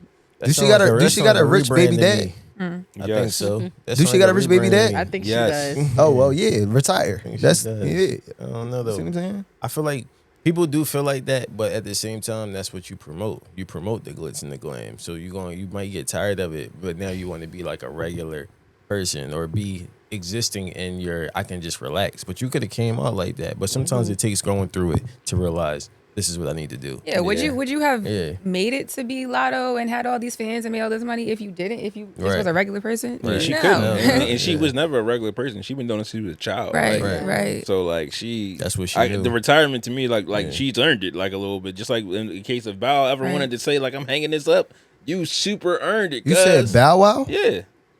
Bow Wow not retired? No, Bow's not. He's on Does Bow Wow tour still, right now. Does Bow Wow still drop music? He's on. Does he still make music? I mean, he'll drop a single every now and again. Really? He not I haven't dropping heard one. albums though. Only you real listen to Bow Wow rapper on that the regular? retired He is said still Latto and Bow Wow. I have to pause like Child that. star. Child stars, dog. Child Real stars, rap, I was dog. wondering, do anybody listen to Bow Wow on the regular? Like, is that a I don't. Throwback Is he Bow still- Wow. You said, wait, Like you current said Bow Wow? That's Bow one Wow of my and goats Shot. though, but that's crazy. That all got No, some of my favorite. that's one thing songs. we was talking about last night. Last night at the little get together. What's your top 5 mixtapes of the mixtape era? Keon gonna say Mixtape artist. yeah, your top 5 mixtape artists of the mixtape era. Keon gonna say Bow Wow and his. No, the Green Light series was alright though. I don't know if y'all got a remember nice the mixtape run. the- like, the- He was just unexpected. No, real quick, let's do our top 5. Shad Moss. What's your? I'm gonna do my top 5 first. I'm gonna do my top 5. Let me see. Drake, What's Look- your take? So Far Gone, and is that what October's Very Own? Yeah, Needs that's for a mixtape? improvement. Not that one. it's too Drake, specific. Lil Wayne, Wiz Khalifa, J. Cole. Don't call Meek your favorite artist no more. Just don't. I get 5. I was Just on don't. 4 You done named 4 and ain't named Meek. So because go I'm talking ahead. about crazy. legends. I'm talking about legendary, Okay, go legendary. ahead. Just don't call me favorite artist. Legendary output. That's And insane. Meek did. You just don't That like was a Meek. crazy No, statement. you hear I this? didn't- That was a I crazy didn't- statement. You hear this, bro. To man? say he not Like, I in can the go back to legendary Bloodhounds. output of mixtapes is Bloodhounds. crazy. Like, you just don't like Meek It's- at that point. No, Flamers is hot. Flamers is classic. He was hot before Flamers. But is it better than No Ceilings? It depends. No, you said top 5. You were at 4. You haven't named him yet. Go ahead. I said Wiz Khalifa. I said Lil Wayne. Not over him. I said Wayne is. I said Wayne won. I said Definitely Drake. not over him. Not over him. I said J. Cole. Not over him. That's Close though. Meek. Go ahead. You should let me throw his 5 in there and see what the results were. No, That's 5 legendary jumped on joints though. I'd say Meek Mill, Dom Kennedy. I would put is Ooh, it good deep cut. Let's go with the dime. Wale, no? Yeah. Wale Wale had a Wale, great. yeah, He Wale. had a great one. I'm gonna throw J. Cole in there and then Drake. I think that was 5. That's a great 5. I probably do definitely a Lil Wayne. No Ceilings was big for me. Meek, I think Dream Chasers 2, if not the first one, but both of them, like once they got to that era of that piff, but you could always go before that. Throw one of Sean's in there, Big Sean's, because he was in there with the blog era dropping music. I was kind of late to it because I was listening to YG, but I got through Crenshaw in there by Nip. That was a great mixtape moment. Nipsey is a good one. Yeah, and then I might for gotta number take somebody out. 5, right? Yeah, you wasn't putting Meek I in don't even there. know if I got. I mean, I did like Wiz's mixtapes. He was definitely doing something with that for sure. So that'd probably be my 5, but I'm gonna hold that 5th one because I might change it. To not name everybody names, so I'm just gonna names that everybody name. I'll say quick is Meek and Lil Wayne, but Currency's up there for me. Currency had an amazing mixtape run for me. It was iconic. In that Quilly, like Quilly at the end of the mixtapes, yo. With some niggas with love the Quilly, wave, bro. No, I'm talking about mixtapes. I'm talking about what he did in that. The reason why Quilly has a name is mixtapes, and he had a crazy end of his mixtape run. No, Hain Street Hustler was hot. I'm not trying to. I can still listen to that to today, and my last would be Nip. Nip would be my last because like it's even before Crenshaw. When you get to Come on. I can't think. Not Mailbox I know what you're talking about. Mailbox Money. I know the Slauson. cover. Right. The cover in my mind, like damn. Yo, y'all are hilarious. It's in my mind. Slauson Boys, part 1, 2. Where his back on the joint. Yeah. Slauson Boys. Yeah, too. But yeah, that was my quick 5. But I can go probably Throw 20. Cole in there, my phone. Mine, you don't got no mixtape. No, era. y'all deeper in your bag. Oh, for my sure. fault. Promise you go with me now. Rudy, stop talking like that. You ain't going to no big city. Man's ain't gonna let you. I'm going with or without you. Rudy, stop talking like that. Stop. Hey, what are you niggers doing? I thought this was gonna be a over slave there? skit when I first was watching. Hey, what are you doing? Run! And cuts! Fantastic! I need more American slave, okay? That struggle. Yeah, the struggle. Sort of like the dialogue, like the back and forth banner. Absolutely, yes. See, this role was sort of a bit cheeky. I got a little bit out of my comfort zone, you know. During the filming of this role and this character, I felt oppressed. This like ain't an nothing to American do. slave, like a lot of Yeah. struggle. Y'all really I studied the ain't art.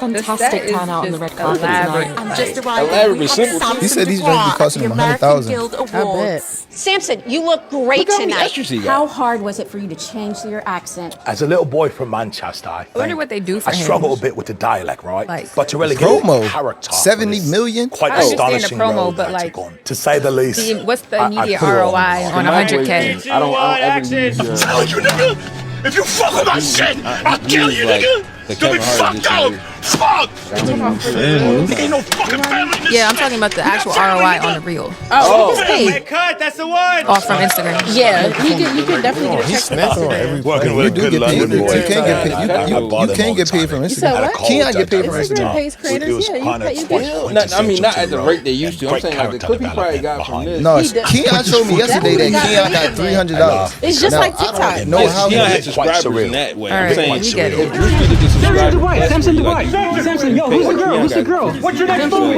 What's your next move? Yo, do you think your British accent gets you all the black bros in America? Reach a certain threshold of like engagement, likes, and all that. I think they do cut you a check. Like, yeah. It's a breakdown. I can go and pull it up. Because I know with TikTok, I don't know what the pay is, but I know you wanna have to per like view? get the I was saying 10,000 that it's not like followers. the reason like he doing it. Like Instagram. No, he probably don't get it's enough by a to million. be. It's probably not enough to get paid like Yeah, some yeah. crazy cheese. He Ian- definitely spending more than what he getting paid from Instagram. But this is a good point. Ian Dunlap posted a clear breakdown of which each platform pays you on his X account. I'm trying to pull it up right now. I had my phone, but you my bad. You do get paid. I'm just saying it's not enough for him. Like for Druski To be the reason why it's he that do this it. helps me host the BET Awards. This helps me get to Yeah, the for sure. awards. I Like think people me faces. being this relevant is what it does for me. Yeah, I think it's important to have the things that you do like that, where it is just fun and the intention is not directly to make money. It's Yeah. important. That keeps his score going. That's why you could do all But what these y'all other think about this skit itself though? Dude, this skit itself? I think it's hilarious. I thought it was the main thing that stuck out to me from the rip was how like the directors was white, but all the pictures was trauma, and then the person that was acting wasn't Black American. So it was like everybody basically profiting off of a Black American trauma, except the Black American. Right. That was definitely the main critique of the thing. He's gotten really good at doing satire through comedy in a way that you can read every single detail or you could just laugh at the absurdity of the skit. And either way, it hits, it resonates. I agree. I feel like this skit, I didn't laugh at it more so than I was impressed, honestly, by the level of production, especially like, again, we all have seen Druski kind of start and make his way up. So I was really just impressed by the level of production and the accuracy, and like Imani said, his ability to storytell and talk about serious topics in a way that is comical, and like open up room and space for us to like delve deeper. Yeah, that was more so. I didn't even I wasn't like, oh, this is so funny, like cracking up at this skit. It was just more so like, wow, like he's really good at this. I also feel like comedy is really the only area that we can openly critique now. I think everything, like just in plain dialogue, it's going to be somebody who's going to be mad. It's going to be somebody trying to cancel somebody. It's going to be, but when it's in comedy, like Dave Chappelle or Cat Williams or whoever's speaking on a reality that matter in a way that they deem as satire, you can actually get your point off, and you're forced to deal with it or not deal with it. Say, oh, that was just a joke. It's not, obviously it's not a joke. Like, people still be deeper getting than a mad joke though, for sure. But I think what comedians don't get credit for is like their deep level of sociological or psychological understanding. To be able, like, I say it's hilarious because of the levels of irony, but like all of those micro details, because that's why they openly invite a heckler, because they thought about this joke in so many layers that if you try to heckle me, I already know my points on why I'm up here making a joke about the thing, and this is why it's funny, because it's true. And this is where all the truths lie within it. So if you want to take it here about the directors, if you want to take it here about the actors, if you want to take it how the actors live like a double life, like there's so many layers that I'm right in what I'm saying up here as a comedian. That's why I can stand up here and make these jokes. Yeah, it's a level of intelligence behind it. It's not just for play. And also giving credit to the fact that he has to have a whole team behind him that's like pitching him ideas every week, and then they're crafting it together. He gets points for being brave enough and stupid enough to do it the way that he's doing it. You know what I mean? But it's definitely a level of bravery, because you don't gotta, the sort of like systems and things that he's coming toe to toe with are some of the systems that he exists in. Some of the people that's signing off on checks to pay him are some of the same people that he's making fun of in some of these skits. So there's definitely a level of bravery that he deserves credit for. Talent for sure. And like what he doing, like kind of what we was talking earlier about content. I just wanted to say, like, him elevating these skits each and every time he drops them is showing you something about this real game and things changing. Like the quick phone one is going to do what it can do now, but like this is going to be the new way of clips and media taking over. Like, I see it right now. So much marketing with like clothing brands and high products that are like high knit, like they'll do a whole like Seth Rogen will do a whole like mini movie around his ashtray. That's the so, thing like, now. I think in that's where content is moving, and Druski's one of the people like you can kind of see clearly like this ain't a small production. Like this is multiple extras. There's a director probably on set directing his fake director, like he going crazy where he's going, and it's showing people like you need to take this more seriously. Like these are not like these directly get him the opportunities that have garnered him to be like this number one social figure, like to rehost and everything. Yeah, I agree. I like I just said, I think it's so important for no matter how big you are, in order to keep continuously doing things like that one just like allow you to be creative and express yourself. But it is like, okay, if I monetize, then I monetize, but this is really just so I can get my shit off. And I think like Issa Rae, I don't know if y'all seen Issa Rae's new short series on TikTok that everybody's talking about, but she dropped like a 27-part TikTok, almost like a show, and it's all on TikTok. Each episode is only like 40 seconds long, 45 seconds long, and it's so interesting. People have been blowing up. I think the first episode has like 5 million or something like that. Like people are like really engaged with it, and it comes from Issa Rae's Hooray, like her company Hooray Media. They directed it and produced it, and people are loving it. And it's just like, yeah, Issa Rae can pitch a show to HBO and FX and like all these major like streaming sites or whatever the case may be, and get picked up. But it's also just like, I have this idea that I want to get off the ground, and I can do it with a small team, and I can do this and put it out on TikTok and see what it would look like for people to engage with a long form story, but via TikTok, which I thought was cool. Ian Dunlap posted it, just so I gave this kind of earlier. TikTok $60 per 100K. Snapchat $100 per 100K, YouTube $500 per 100K, Facebook $30 per 100K, which is the same as Instagram, Facebook, Instagram. Same. 30,000. $30. So like, if you want to get to the million, so like if you get Facebook $300 per 1 million views, YouTube $5,000 per 1 million views, Snapchat, and this is on average. This ain't concrete because it depends on it's an algorithm, but Snapchat $1,000 per 1 million views, and TikTok $600 per 1 million views. That's thorough. Yeah, you So, see like, why these content creators be posting 3-4 So times much. a day. Yeah, Crazy. like so that could pay clip them farming, like it's a bills. whole. Once you understand that, the industry makes sense. Like Yeah. why you might see people go like people. Once we get there, people gonna clip this for their own bread. Like they Yeah. ain't gonna have nothing to do with you. But it also makes sense because the ROI on a single piece of content is low. Like if you saw it and then you scroll past it, what did that really do for the brands that you were shouting out? Yeah. Excellent. Well, I feel like that brings us, full circle to, me. Why we about to create a show? Y'all didn't know that. You see what I'm saying? No, but it's we just didn't. The natural progression. The natural progression of everything that's going on. Yeah, I'm excited for productions. Like I think as this grows, I think y'all gonna grow. I'm sorry, I'm gonna let you close, but because people laughed at that, but like I really want people to think about like, yo, if you had to make some media for yourself, like what would it look like and be like, and that's how you end up with amazing ideas from like a group of collectives. But go ahead. We appreciate y'all for rocking with us. This has been another episode of Who's Hiring. If you've made it to this point, matter of fact, DM me. I'm gonna give you $5. If you made it to this point, Drop your cash apps. I'm gonna drop your cash app. I'm gonna send you some money because we really appreciate y'all. Follow us on everything. Subscribe. 90% of the people that watch this don't subscribe, so please subscribe. Hey, And we'll see y'all next time. Yo, there it is. he did the thing, guys. I'm proud. To the hopeless, control the game like the coaches. Stay dropping gems, we the winners, coaching. You know this. Never coasting, always elevating, staying focused. When it's all said and done, we the winners, coaching. Yeah, we winners, coaching.